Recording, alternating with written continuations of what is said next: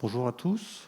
Je pense que tout le monde est arrivé. Donc, on va commencer cette conférence sur la réalité mixte, vecteur de la stratégie marketing de l'entreprise de demain. Je suis David Gallerigné, directeur technique et contenu et usage au sein du pôle de compétitivité Minalogic. Minalogic étant partenaire du CIDO depuis la création du CIDO et on est le pôle de compétitivité sur toutes les technologies numériques en Auvergne-Rhône-Alpes. Et donc, à ce titre, certains de mes collègues et moi-même animons ces conférences, avons le plaisir d'animer ces conférences. Avec moi aujourd'hui, on aura Fabrice Barbin, qui est le CEO de Synergis. Bonjour. Jérôme Menu, qui est responsable innovation digitale Pierre Fabre, que vous ne voyez pas aujourd'hui physiquement, mais qui sera en ligne avec nous. Je ne sais pas s'il est déjà présent ou il est derrière moi. Et Florian Couret, qui est le directeur du Lab Immersif au sein de BNP Paribas, Real Estate, qui est très important. Il vous expliquera pourquoi. Et sans transition, je vais passer la main à Florian. Mais avant ça, juste repréciser aussi que vous avez une plateforme qui s'appelle Pulse, qui est mise à disposition pour les personnes qui n'ont pas pu venir ou qui voulaient assister aux conférences et qui bénéficient du live audio et qui peuvent aussi, si elles m'entendent, poser des questions via le chat. Et vous pouvez retrouver les conférences aussi à partir du 7 en replay. Voilà. Je passe la main à Florian, du coup, pour rentrer dans le vif du sujet et aborder la question de la stratégie et du marketing dans le Ça digital. marche, ouais, c'est bon. Est-ce que vous pouvez afficher mon écran, s'il vous plaît, à la régie? Je le mettrai en marche plus tard. Mais en gros, je fais rapidement pour me présenter. Donc, je m'appelle Florian Couret, je travaille chez BNP Real Estate, on fait de l'immobilier. Concernant mon passé, j'ai monté quelques années une start-up qui voulait à l'époque qu'on appelle ça du scan de plateaux de cinéma. Alors, on voulait que les gens en fait puissent revenir sur le plateau de cinéma et puissent visiter en fait les lieux, par exemple la cave de Batman, à l'époque des premiers DK2 pour ceux qui connaissent un peu les Oculus. Donc voilà, donc pour vous raconter mon histoire en très rapide, hein, j'ai fait faillite et du coup je me suis retrouvé à bosser dans l'immobilier parce que c'est là où il y avait en fait on m'a recruté. Et assez vite en fait avec mes compétences à l'époque de 3D, scan, etc. Ça ressemblait un peu à ce que fait Matterport maintenant pour ceux qui connaissent. J'ai en fait commencé à travailler dans l'immobilier et à faire des recherches. Je travaille chez BNP Real Estate depuis 3 ans maintenant, depuis cet été. En fait, chez Real Estate, on a une spécificité, c'est qu'on a une boîte qui est très internationale. On a énormément de business sur toutes les places européennes, donc Paris, Francfort, Londres, Milan, Madrid, etc. Et on a des clients qui sont dans le monde entier. Donc du coup, tout ce qui est autour des technologies immersives est super intéressant pour nous. Et on a commencé en fait nos recherches autour plutôt de la réalité virtuelle à l'époque. Il y avait mon boss actuel qui s'appelle Kevin Cardona, avait créé un objet qui s'appelle le Pod. Vous pouvez visiter des intérieurs d'appartements en utilisant la réalité virtuelle. Ce que font naturellement la plupart des gens qui veulent faire de l'immobilier et de la VR. Sauf que moi, je travaille dans une boîte d'immobilier. En fait, on s'est vite rendu compte que ça ne fonctionne pas des masses, voire pas trop, surtout avec la réalité virtuelle, les casques, etc. Pour une raison simple, c'est que nous, en fait, notre business, c'est du business humain. Et les gens aiment se parler et aiment se voir. Et en fait, vous pouvez pas mettre un casque et vous séparer le vendeur des gens ou séparer les gens entre eux. Si vous êtes une famille, que vous allez visiter un appart, vous n'allez pas vous mettre papa est dans le casque et tout le monde regarde de l'extérieur, ça ne fonctionne pas, quoi. Donc, on a commencé à faire autre chose qui s'appelle l'holoportation à l'époque. Donc, c'est de la capture volumétrique. Je croyais que vous aviez une question, vous étiez comme ça, ça m'a perturbé. On faisait de la capture volumétrique et les gens, en fait, du coup, se connectaient. À l'époque, on faisait ça avec des Kinect. Et vous pouviez vous connecter de plusieurs endroits en même temps dans une expérience. Donc vous étiez face à une caméra 3D et vous pouviez visiter des apparts ensemble. Donc ça, c'était la deuxième chose qu'on a fait. Ensuite, on a fait de l'holoportation un peu pareil, mais avec de la réalité augmentée. Donc là, c'est parce qu'on s'est rendu compte que les gens en fait avaient des problèmes aimaient pas trop mettre des casques, ce que vous expliquiez juste avant. Donc on a commencé à faire de la réalité augmentée et c'est ce que j'expliquais à une demoiselle tout à l'heure quand on s'est vu avant. En fait, la réalité virtuelle, c'est génial, c'est très spectaculaire et ça fait un effet fou. Mais en fait, dès qu'on a commencé à mettre des casques de réalité augmentée sur les gens, en fait, ils étaient plus impressionnés par la réalité virtuelle, mais ils avaient plus envie de travailler avec de la réalité augmentée parce qu'ils voient autour d'eux, ils ne sont pas exclus. Et c'est quelque chose qui est un peu plus naturel parce que, comme vous pouvez le voir, il y a plein de gens qui portent des lunettes dans cette salle. Et en fait, porter des lunettes, c'est déjà un réflexe qui est acquis. Et donc, voilà, ça fonctionne pas mal. Voilà pour la deuxième chose. Et la troisième chose, donc c'est ce que je vais vous montrer à l'écran maintenant. On travaille en fait, on a un service chez BNP Real Estate, on est 6 personnes, on a des développeurs, des designers 3D, qui la plupart sortent des gobelins d'ailleurs. Et en fait, ces gens travaillent sur un projet que je vais vous montrer. Et en fait, on a trouvé un market fit, entre guillemets. J'aime pas trop l'expression de Startup Nation, mais c'est un peu ça. Et en fait, on a commencé à vraiment être utile à notre entreprise le jour où on a commencé à bosser sur ce projet. Alors, je vais vous montrer ce que c'est en très très rapide. En fait, c'est tout simplement comme un Google Earth qui en fait... alors, je vais vous expliquer après à quoi ça sert d'avoir ça. Mais en gros, l'idée, c'est que les gens actuellement dans notre boîte travaillent avec des PowerPoint principalement. Et en fait, nous, on a développé un outil qui est un outil de cartographie. En fait, vous allez voir, on va se rapprocher. Voilà. Donc en fait, là, vous avez toutes les zones où on a du business en Europe. Alors, ce que je vous montre, c'est pas la dernière des vidéos parce que malheureusement, je l'avais pas sur ma clé USB. Mais vous allez voir, en fait, ça explique un petit peu le concept. Mais en gros, on a toutes les zones européennes. Là, on a travaillé pas mal sur le Grand Paris. Vous pouvez en fait vous connecter. Vous allez en fait pouvoir visiter non pas les intérieurs des appartements, mais des quartiers. Donc vous allez aller à la Défense, vous allez aller dans le 11e, dans le 13e, tous les endroits qui peuvent vous intéresser. Donc là, c'est la Défense. En fait, ce que vous voyez en bas, c'est une timeline. Donc en fait, ce qui est intéressant, ce qui fait la différence par rapport à un Google Earth, par exemple, c'est que vous avez en fait maintenant, en fait, le Paris, l'Île-de-France de maintenant, vous avez aussi le Paris, l'Île-de-France du futur. Donc chaque fois que vous changez une année, en fait, l'outil change. Change aussi les immeubles, change les infrastructures, etc. Donc ça, c'est la première partie du projet. Et donc ça vous permet, imaginez que vous êtes un investisseur chinois, par exemple, et vous avez envie d'investir en Europe. Là, actuellement, les gens vont prendre l'avion, vont passer genre une semaine en Europe et ils font vraiment ça. Hein. Ils prennent des avions et après ils partent en bus, en minibus, et ils vont visiter tous les immeubles, tous les quartiers. Donc de Paris, de Francfort, de Londres, etc. Et donc là, en fait, l'idée de ça, c'est que vous pouvez vous connecter à distance et vous pouvez faire une première passe sur un marché européen en 1 heure. Vous allez arriver, vous allez faire toutes les places, vous allez avoir quelque chose qui va ressembler de près à la réalité. C'est une interprétation, je préfère dire que c'est une interprétation de la réalité plutôt que la réalité, mais en tout cas, c'est assez proche. Et en fait, ça permet aux gens de gagner du temps. Dernière chose, pour recouper avec la conférence d'aujourd'hui, en fait, c'est un outil qui est cross-platform. Pour l'instant, ça marche sur ordinateur, mais on est en train de travailler pour qu'on puisse se connecter à la fois en réalité augmentée et à la fois en réalité virtuelle. Sachant que notre positionnement à nous, c'est que c'est à l'utilisateur de choisir comment il a envie de vivre l'expérience. Et par expérience, on a remarqué que les gens en fait, étaient plutôt pas OK pour faire de la réalité virtuelle et de la réalité augmentée quand ils arrivent dans une salle, mais après, une fois que l'ambiance se détend un peu et qu'on commence à être bien et tout, là, ils vont peut-être plus accepter de mettre des casques. Mais il faut vraiment qu'ils aient le choix. Voilà pour ma partie. J'espère que c'était clair. Oui, lorsqu'on avait préparé la présentation, tu avais évoqué aussi l'intégration des données, qui était aussi une dimension extrêmement importante. J'en ai pas parlé. Effectivement, on a mis toutes les données de marché de l'Île-de-France, immeuble par immeuble, dans cet outil. Ce qui veut dire que vous êtes capable, en cliquant sur l'immeuble, vous allez avoir toutes les données, genre loyer, date de dispo, enfin toutes les données clés qu'on a chez BNP Real Estate. Vous avez aussi la possibilité de mettre des photos, des vidéos, et on est en train d'intégrer les visites virtuelles, Matterport, Girafe, pour ceux qui connaissent. Donc l'idée, en fait, c'est vraiment d'avoir le scope complet, c'est-à-dire de partir de l'Europe et rentrer dans les immeubles, ressortir. Et après, dans la roadmap, je pense qu'on va mettre probablement le fait de pouvoir personnaliser les appartements, etc. etc. Voilà. Merci. De rien.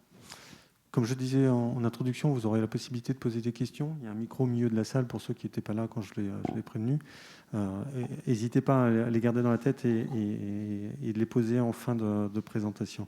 Je vous propose maintenant de passer avec Jérôme Menu, qui est responsable de l'innovation digitale chez Pierre Fabre. Donc je ne sais pas si au niveau de la bascule, Jérôme a la possibilité d'intervenir.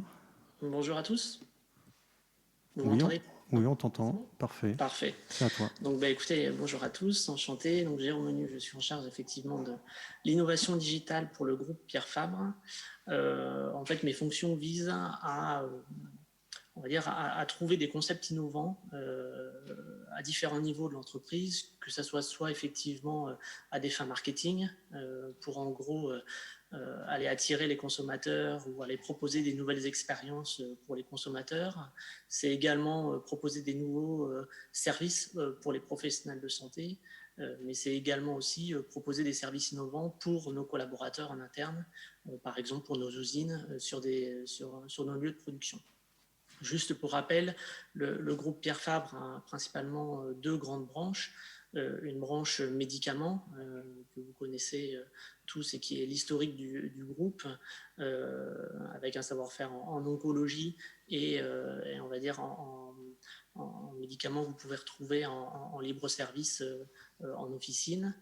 Par exemple, voilà toute la gamme autour du dentaire, ou les pastilles Drill, ou les patchs Nicopatch. Voilà, donc ça, c'est effectivement le groupe Pierre Fabre derrière, et toute une branche autour de la cosmétique, avec des marques connues telles que Aven, Aderma, Ducré ou René-sur-Terre sur le capillaire. Donc mes fonctions sont vraiment transverses, hein, et visent du coup à aider, que ce soit des fonctions marketing, médicales ou nos usines, à regarder en quoi les technologies émergentes au sens large, hein, que ce soit celles dont on parle aujourd'hui, savoir réalité virtuelle, réalité augmentée, réalité mixte, à repenser des concepts, à proposer des nouveaux services, mais tout un tas d'autres technologies dont je ne fais pas référence aujourd'hui, mais intelligence artificielle, blockchain, ou tout un tas de services applicatifs proposant des services innovants dans leur business model. Effectivement, derrière cette conférence, c'était l'idée de valoriser en fait des initiatives autour d'actions marketing, pour vous partager quelques actions qu'on a mis en œuvre. Donc sur la branche médicaments, on a travaillé avec un concept porté par nos équipes marketing et médicales, donc qui visait à accompagner les professionnels de santé, donc dentistes, à déstresser les patients qui sont sur le fauteuil avant un acte de nettoyage ou un acte on va dire dentaire. Et du coup, pour cela, qui était effectivement tout un accompagnement autour de la communication et de soutien du dentiste pour l'aider à avoir le bon wording. On a développé 2 concepts. Le premier qui est vraiment pour le professionnel de santé, au travers de la réalité virtuelle, qui est un module d'e-learning, donc où en fait il se retrouvait face à un patient très anxieux, et sur lequel en fait il devait se former à trouver le bon wording via une interaction soit vocale, soit un choix de réponse, et du coup qui déstressait plus ou moins le patient, mais en tout cas qui était un entraînement pour l'aider effectivement au travers de sa communication, et également à arriver à déstresser la personne qu'il avait en face de lui. Donc ça, c'est un premier concept, on va dire numérique, qu'on a proposé aux professionnels de santé. On a travaillé un deuxième qui était plutôt pour le patient lui-même, et du coup au travers d'un partenariat qu'on a signé avec la start-up HypnoVR, qui fait de l'hypnose médicale. Aujourd'hui, on propose dans certains cabinets dentaires, hein, qui ont trouvé le concept également intéressant, la mise à disposition d'un casque et d'une réalité virtuelle mettant en place de l'hypnose médicale, en fait visant à mettre le patient dans un état d'hypnose, et du coup facilitant le chirurgien dentiste dans son acte.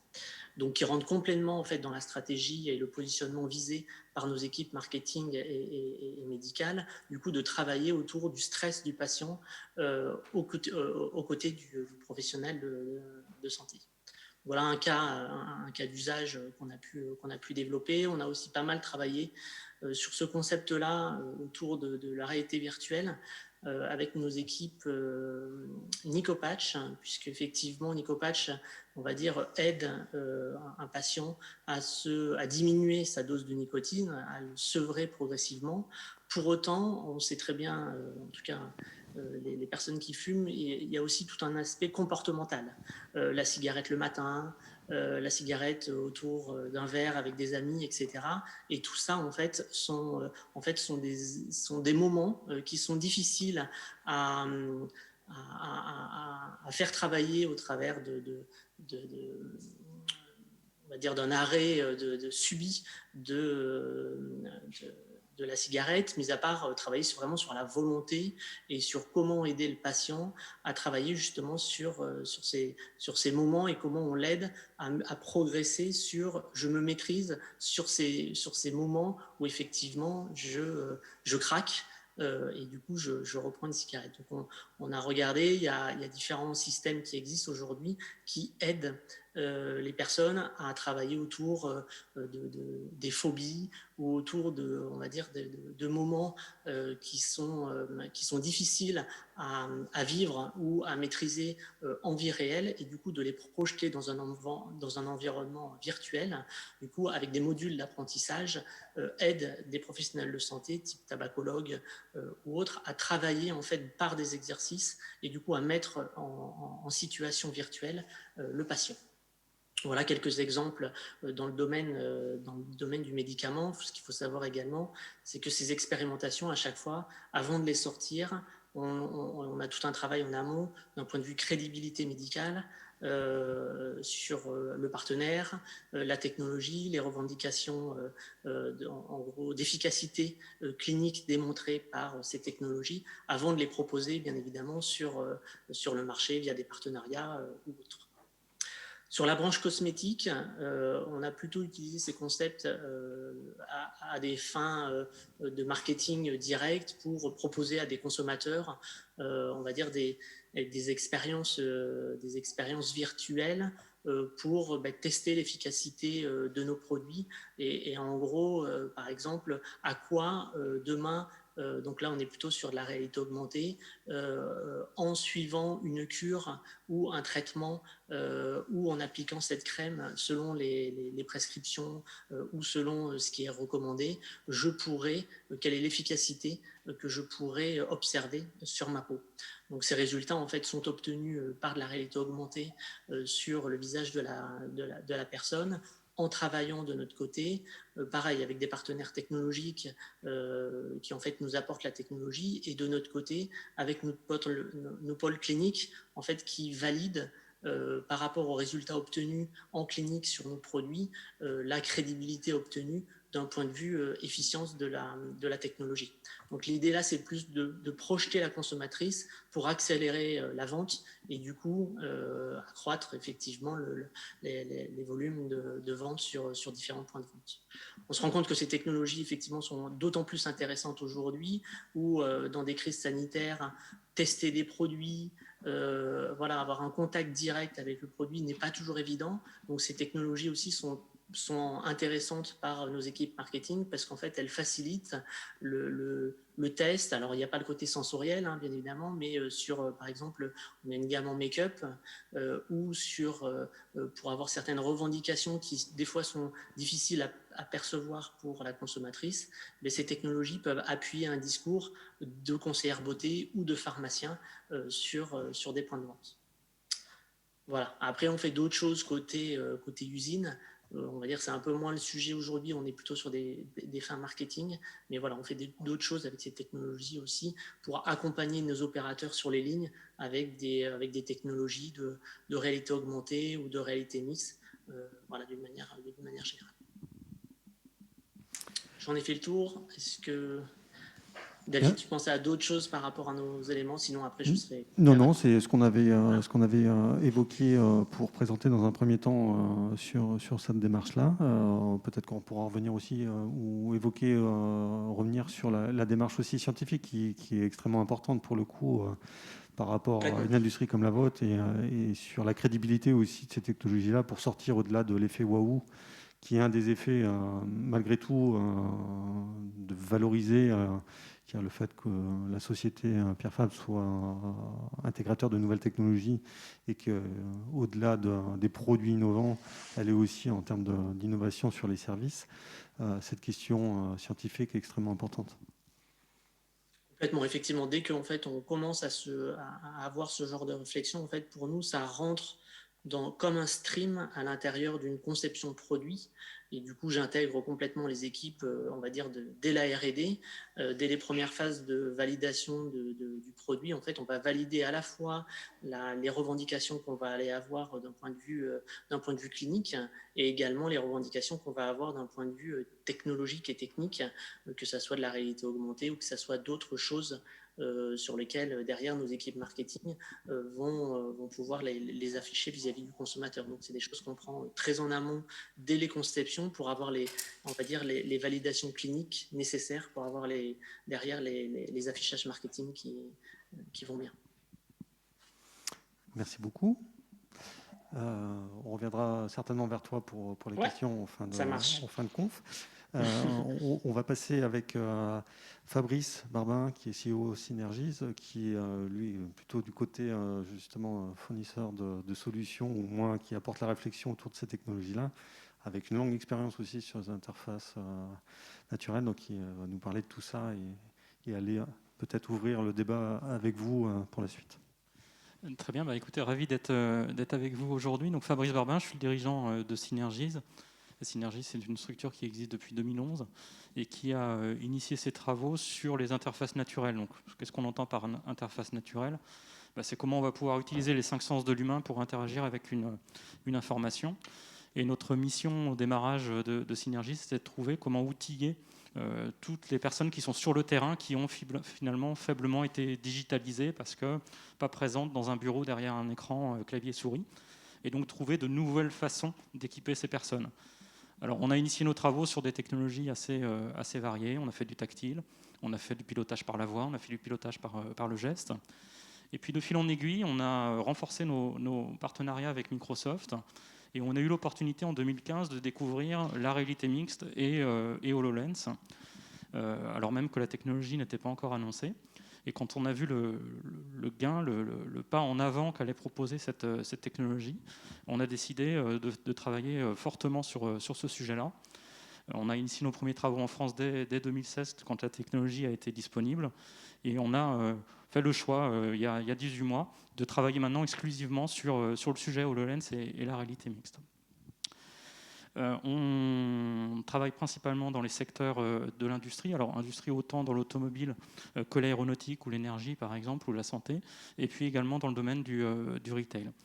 Ce qui nous amène à travailler sur des approches assez complémentaires.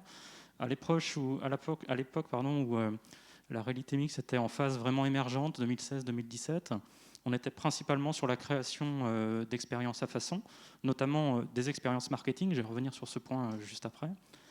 Et puis, au fil de la maturité de la technologie, s'est posé la question de se dire, finalement, comment je sors de la conception d'une solution sur mesure, d'un POC éventuellement, pour industrialiser, pour aller beaucoup plus vite dans le déploiement, pour délivrer des solutions packagées et surtout pour accompagner l'adoption. Et donc aujourd'hui, Synergies a une approche vraiment très, très globale autour de la réalité mixte, avec ces différents volets. Alors si on fait un focus effectivement sur le sujet marketing, et que j'essaie de raisonner de façon un peu transverse sur les scénarios qu'on rencontre de la réalité mixte appliquée au marketing pour les marques, on va se rendre compte finalement qu'il y a différents enjeux. Déjà, peut-être préciser que cette notion de marketing, qu'on peut assimiler peut-être au secteur retail, en fait, se retrouve sur tous les secteurs d'activité, et que la réalité mixte va permettre de répondre autant aux enjeux de marketing d'une marque dans le retail que finalement aux enjeux de marketing d'un industriel qui doit également vendre ses produits. Donc c'est assez transverse comme approche. On se rend compte en fait qu'on a d'abord un premier enjeu qui est autour de la cible client, en tant que tel, de l'expérientiel client. Premier effet qu'on va pouvoir rechercher, c'est notamment vrai sur les technologies émergentes, c'est l'effet waouh lié à la technologie. Finalement, je valorise ma marque par une mise en scène avec une nouvelle approche technologique qui va amener un effet nouveau, novateur, qui va étonner, qui va rendre l'expérience finalement remarquable. Et ce côté remarquable, je vais l'associer à l'identité et à la marque. Pour vous donner un premier exemple, c'est typiquement ce qu'on a pu faire en 2016 avec Moet Hennessy. Moet Hennessy, vous le connaissez, hein, les marques de champagne et de liquoreux. Par exemple, Moet Hennessy, toutes les années, en septembre, présente la gamme des coffrets et des bouteilles qui vont sortir pour les fêtes de fin d'année. En 2016, ils nous ont demandé de mettre en scène finalement toute la gamme des 11 maisons de champagne, de mettre en scène en fait les produits qui allaient sortir pour les fêtes de fin d'année sous forme d'hologramme. Donc on a mis en scène, on va dire embarqué dans les codes identitaires de la marque. Donc au-delà d'afficher simplement un hologramme de la bouteille, ça a été également mettre en scène avec de la musique, avec des images complémentaires, avec rappeler les codes identitaires. Et ça a permis finalement de faire découvrir de manière totalement décalée l'ensemble de ces coffrets. Il y a eu une forte appétence finalement de tout le visitorat qui était principalement du VIP et de la presse. Donc là, ce qu'on allait chercher, c'est vraiment l'effet waouh. C'était cette façon nouvelle de présenter un produit finalement via une nouvelle technologie. Alors, je vous l'accorde, ça marche quand la technologie est émergente. Au bout de 2-3 ans, ça marche moins bien, ce côté waouh. Et donc là, on se pose les vraies questions sur l'apport du marketing au-delà de l'aspect novateur. On nous a remonté également, suite à cette expérience, que c'était une très bonne approche d'utiliser les hologrammes pour dévoiler en avant-première des produits. Ah oui, finalement, pour voir cet hologramme, il faut que j'aie le casque sur la tête. Les personnes qui sont autour de moi ne le voient pas. Et donc, pour dévoiler auprès d'un public choisi, quelque part, et pour lequel on peut avoir en fait des enjeux encore de confidentialité par rapport au lancement de nouveaux produits, c'est également un très bon moyen de dévoiler en assurant une vraie confidentialité sur le produit. Ça, c'est le premier enjeu autour de la façon dont je dévoile le produit. Il y a également tout un enjeu d'expérientiel, notamment pour les marques avec une recherche à se démarquer finalement vis-à-vis du web. Qu'est-ce que je vais pouvoir proposer sur mes points de vente, sur mes showrooms, en événement, qui fait que mon visiteur va avoir une expérience qui va être différenciée par rapport à une expérience de simple consultation de mon catalogue sur le web. Donc faire venir en boutique, se différencier de la concurrence. Et là, on se rend compte qu'effectivement, en se basant sur des scénarios avec de la réalité mixte, on va pouvoir totalement customiser les showrooms par rapport au visitorat. J'arrive sur un point de vente, on connaît par les méthodes de fidélisation mes points d'intérêt. Je vais pouvoir venir enrichir mon point de visite avec du contenu qui va être adapté vraiment à mes besoins et à mes goûts. Donc on offre quelque part de l'expérientiel. Là également, on va créer un lien avec la marque par ce côté décalé, ce côté vivre une expérience sur le point de vente lié au produit. Le troisième élément, c'est d'imaginer la réalité mixte comme un vrai élément pour faciliter la vente, vraiment dans une logique d'outillage finalement. Comment est-ce que je vais pouvoir tirer parti de la réalité mixte pour promouvoir mon produit, pour éventuellement apporter du service de type personal shopper, conseil assisté sur de la vente, pouvoir rajouter de l'information didactique quand mes clients viennent sur site pour le découvrir, donner des remontées d'informations sur les caractéristiques, sur l'identité, sur de la comparaison de gamme éventuellement. Et puis c'est également la possibilité d'aller beaucoup plus loin et d'aller sur des logiques de configurateurs. Finalement, ce qu'on va peut-être me proposer de découvrir sur un showroom, un événement, c'est peut-être un produit générique que je vais pouvoir finalement customiser, adapter à mes besoins, pour lequel je vais choisir mes options, simplement par la réalité mixte, quitte à ce que ça rentre dans le process commercial par la suite. Pour cet exemple, je peux vous donner ce retour qu'on a avec un industriel qui est fabricant de machines-outils, des robots multi-axes. Se pose la problématique pour cette entreprise, tout simplement de faire la promotion de ses produits. Quand on sait qu'ils pèsent plusieurs tonnes, comment est-ce que je fais pour finalement vendre cet outillage, faire choisir les options à mes clients ou à mes prospects, alors que je ne peux pas déplacer le produit, je ne peux pas le présenter facilement, et mes clients ne sont pas forcément en mesure de venir sur le site de production. Typiquement, pour répondre à ce genre d'enjeu, on leur a développé une visualisation d'outils sous forme de réalité mixte.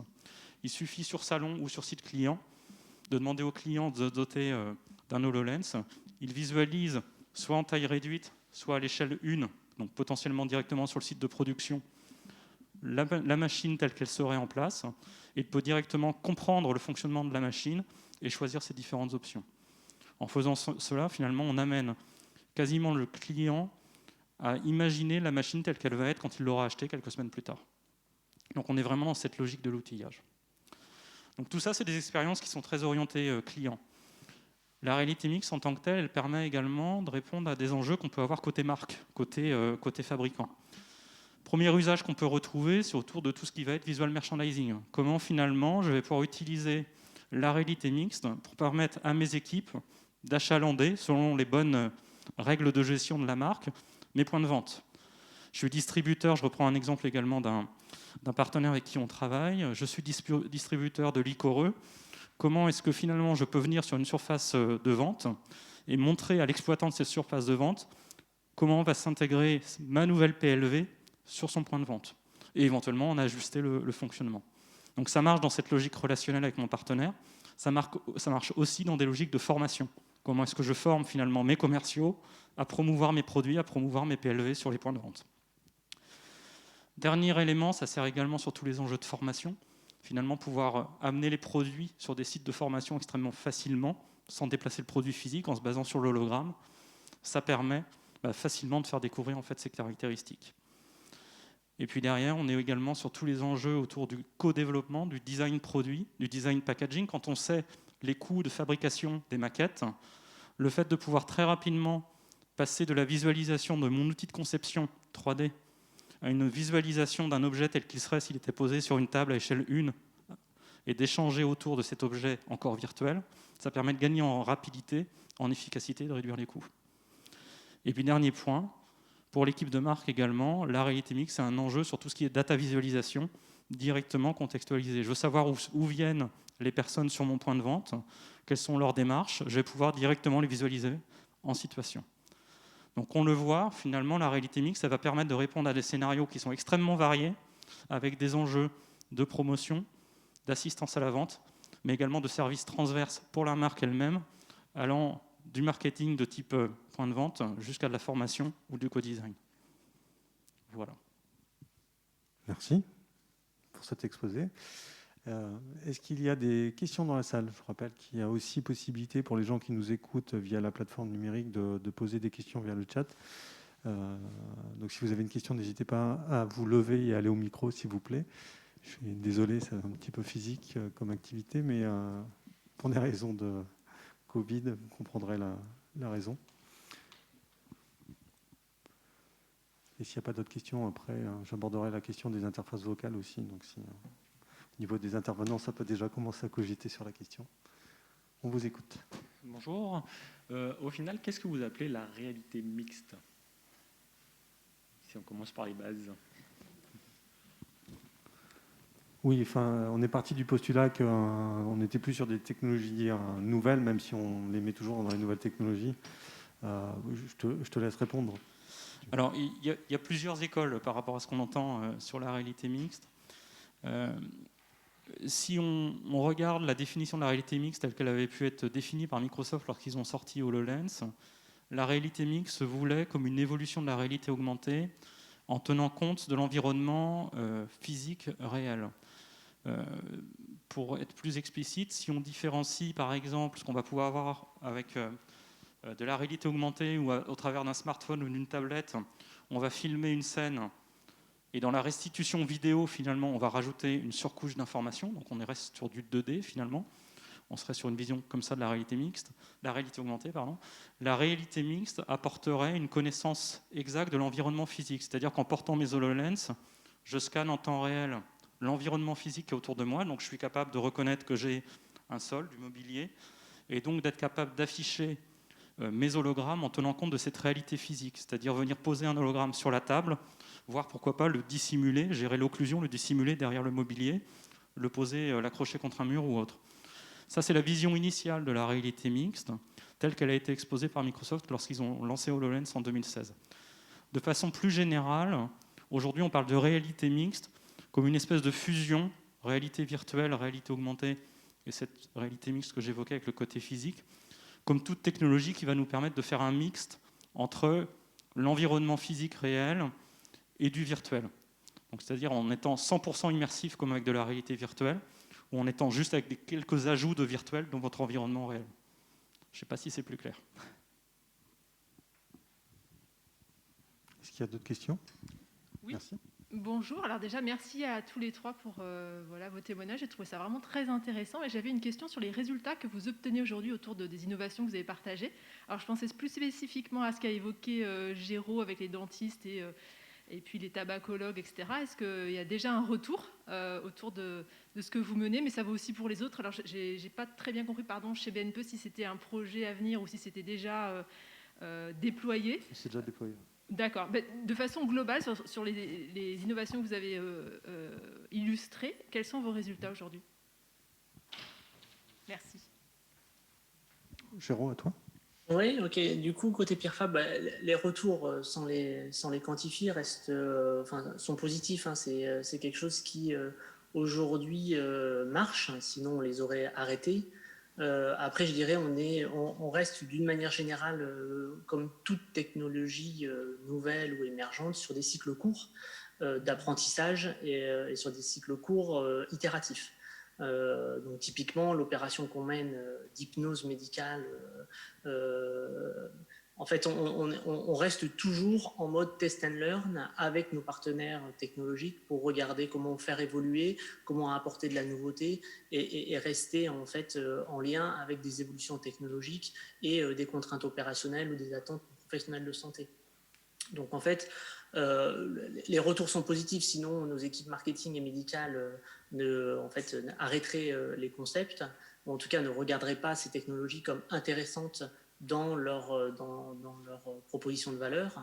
Après, voilà, on est toujours en perpétuel cycle court, itératif, pour toujours rester up-to-date par rapport aux évolutions. Ok, de mon côté, je sais jamais si ça marche. De mon côté, c'est pour répondre à votre question, c'est où c'est en fait, on l'a mis entre les mains des opérationnels et ils commencent à gagner des pitchs avec ça, à le montrer à leurs clients, à l'utiliser. Et c'est la première fois qu'on a cette traction, si on peut dire ça. En fait, les gens l'utilisent vraiment. Donc oui, ça marche, ça commence à marcher très bien. Mais c'est parce que c'est utile dans leur quotidien et parce qu'on ne se limite pas justement à des usages avec des devices qu'ils ne maîtrisent pas et avec lesquels ils ne sont pas forcément à l'aise. C'est pour ce qu'ils ont le choix. Voilà. Pour continuer, juste ce que je disais, c'est en fait, dans le mode itératif, aujourd'hui, en fait, ces services-là sont présentés on va dire en avant-vente par nos visiteurs médicaux, si on prend par exemple auprès des dentistes, et c'est eux qui nous font les retours d'intérêt et de motivation. Donc on suit également l'intérêt des dentistes à ce type de nouveaux services dans leur proposition vis-à-vis des patients. Donc c'est ça qu'on suit nous au day-to-day, pour savoir si effectivement le service répond à une attente de dentistes, c'est-à-dire qu'ils sont intéressés par proposer ça à leurs patients, et deux, aux patients via les chirurgiens dentistes ou via les dentistes, pour savoir si effectivement ils sont satisfaits, du coup ils cherchent à se réabonner. Et du coup, là ça fait un peu plus d'1 an et demi qu'on a lancé ces opérations, et on continue de le proposer parce qu'on a des bons retours opérationnels des équipes force de vente et des dentistes. Et de la même manière, est-ce que le fait d'avoir un intermédiaire numérique dans lequel vous êtes coactif, ça vous permet d'être plus en lien directement avec le patient? Ou pas forcément? Ça dépend sur lesquels. Ça dépend sur lesquels. Sur les aspects très médicaments, pas forcément. Aujourd'hui, on reste quand même en lien. En tout cas, nos services sont toujours prescrits par des professionnels de santé. Et on garde ce lien-là. On ne va pas bypasser ce chemin. C'est eux qui recommandent. Donc, à nous de les convaincre. Bien évidemment, on travaille avec eux sur des pains ou des attentes qui pourraient être intéressants à aller proposer via leur intermédiaire vis-à-vis du patient, mais ce n'est pas forcément ce qu'on cherche en direct. Sur les aspects cosmétiques, c'est un peu différent. Déjà, la loi est un peu plus souple et bien évidemment, nos actions marketing peuvent être plus intéressantes. Là où, côté médicaments, on est très réglementé et de toute façon, les conséquences ne sont pas du tout les mêmes. Donc, ça dépend vraiment du secteur. Sur cette logique des KPI et du retour sur investissement des différents projets qui peuvent être déployés, alors, c'est dur de faire une généralité parce que, comme je l'évoquais, finalement, les cas d'usage sont assez variés. Les projets de type effet waouh, finalement, ce qu'on va rechercher, c'est du gain de notoriété. C'est pas forcément palpable, mesurable directement. La notion de facilitation et d'outillage des outils de vente, c'est pareil. On sait qu'on va renforcer l'engagement consommateur et ça peut effectivement avoir un impact sur les ventes, mais de manière à mesurer précisément le gain qu'on a avec ou sans, c'est pas forcément évident. Pour autant, on est toujours dans cette logique quand on mène un projet, d'avoir cette logique effectivement d'évaluation du retour sur investissement, de valider avec les clients au préalable finalement leurs grands enjeux et de voir si eux ont défini leurs propres métriques.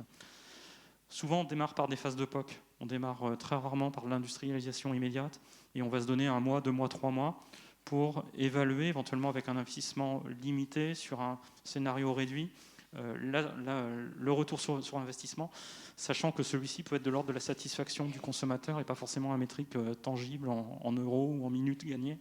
Voilà. Mais par contre, effectivement, on a toujours cette démarche du POC qui permet de mesurer, de valider avant d'imaginer le déploiement. Dans la majorité des cas, le POC fait quand même, dans la majorité des cas, ça fait la preuve du concept et on continue à avancer. Merci. Est-ce qu'il y a d'autres questions dans la salle ou sur le chat? A priori, non. Ah, une question.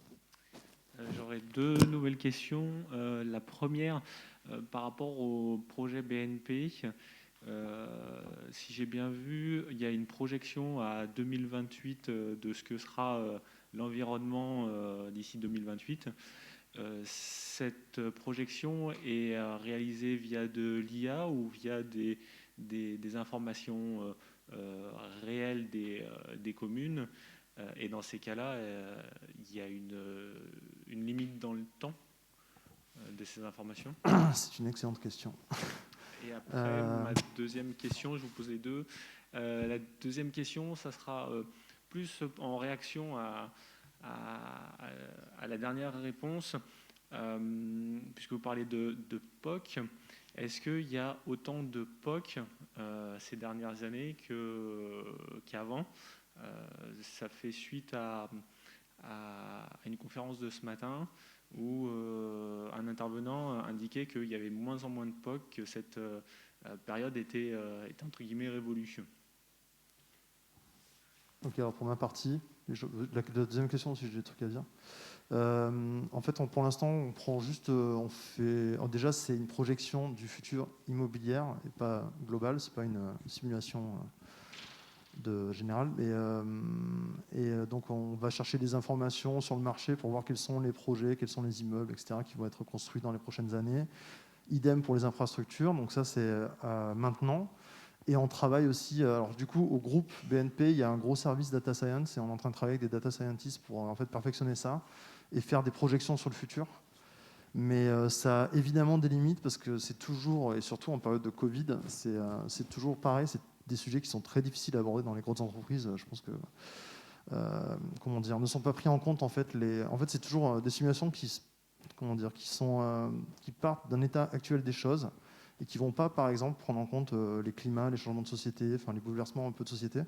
Donc pour moi, ça reste, dans tous les cas, pas très valable. Donc c'est pour ça qu'on se concentre plutôt sur l'essentiel, c'est-à-dire ce qu'on maîtrise, c'est-à-dire l'immobilier. Après, tout le reste, franchement, aller au-delà de 2028 et s'imaginer le monde après 2028, bien malin qui pourrait le prévoir. Ça, c'est pour la première question. Et pour la deuxième, il y a effectivement moins de POC, mais moi, je pense que c'est dû au Covid et c'est aussi dû au fait que la VR cherche son second souffle, je pense. Je ne sais pas ce que vous en pensez, mais dû au fait que, d'ailleurs, ça renvoie aussi à la première question, mais moi, personnellement, je ne parle pas de réalité mixte, je parle juste de 3D de manière générale. Et peu importe les devices, en fait, c'est le fait de créer des mondes et des situations qui copient en fait la vie réelle qui est importante pour moi. Plus que utiliser des casques de réalité virtuelle, de réalité augmentée ou des écrans, etc. Finalement, le matériel vient après et c'est plus répondre à un besoin et faire comprendre des choses aux gens qui sont importantes. Et ça se voit très bien parce que je trouve que la VR marche très bien dans la formation, par exemple. Je pense que vous devez avoir plein de cas d'usage et ça marche hyper bien. Genre prise de parole en public, apprendre des langues, tout ça. Parce qu'en fait, les gens se sentent en situation et là, il y a un vrai cas d'usage. Donc c'est c'est un marché qui arrive peut-être un peu plus à maturité et qui commence un peu à écrémer les usages qui servent un peu à rien, entre guillemets. Voilà. Alors, pour revenir sur votre question liée au fait de faire moins ou plus de POC, en fait, je crois que la réponse, elle n'est pas forcément liée au nombre de POC, mais au contenu du POC. C'est-à-dire que si vous reprenez la courbe un peu classique, ce qu'on appelle la courbe de Rogers, qui est liée à la maturité d'une technologie, on a les early adopters, puis ensuite on a la majorité en adoption, et puis ceux qui adoptent un peu tardivement, et ainsi de suite. Donc on a cette courbe de Gauss assez classique. Si on regarde une technologie, en fait, au tout démarrage, on est sur les early adopters. On est plutôt sur les services innovation dans les groupes qui vont faire du POC à un moment donné où la technologie est trop nouvelle pour qu'on sache quel va être le retour sur investissement effectif de cette technologie et si elle va avoir un vrai gain dans le déploiement dans l'entreprise. Donc on commence par du POC. On va tester effectivement un certain nombre de scénarios d'usage et ça va durer en fonction des technologies 12 mois, 18 mois, 24 mois, peu importe. Une fois que cette première phase et cette première adoption des early adopters est faite, on a un résultat de ces premiers POC. Et finalement, des scénarios qui sont porteurs de valeur sont validés par ceux qui ont initié ces POC. Ce qui fait que finalement, ils vont décider d'industrialiser.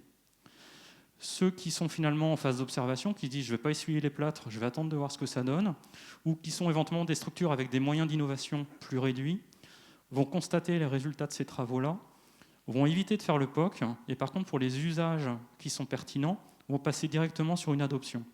Si je prends le cas d'HoloLens, par exemple, les premiers usages qui ont été énormément testés avec HoloLens, ça a été les usages de l'assistance aux opérations. Je suis un opérateur sur une ligne industrielle, j'ai une panne, comment je peux être guidé en pas à pas pour faire ma résolution. Très bien. Deuxième scénario qui a été énormément testé, toujours je suis un opérateur, j'ai besoin d'être guidé par un expert qui est à distance. Il y a eu énormément de POC qui ont été faits sur ces scénarios-là en 2016-2017. On a vu la valeur ajoutée, qu'est-ce qui s'est passé? Microsoft en a sorti des produits sur étagère. Et donc aujourd'hui, ces usages en tant que tels sont directement déployés massivement. Ceux qui ont initialement testé chez eux en mode POC ont industrialisé. Ceux qui finalement se rendent compte qu'il y a de la valeur vont directement vers l'industrialisation. Ça ne veut pas dire qu'on fait pas de POC, simplement le contenu du POC en lui-même a changé. Aujourd'hui, on ne va plus POCer des usages basiques, qui à l'époque pouvaient être juste afficher un hologramme. Mais aujourd'hui, on va continuer à innover, mais en faisant des POC qui vont être sur des scénarios beaucoup plus métiers, beaucoup plus avancés.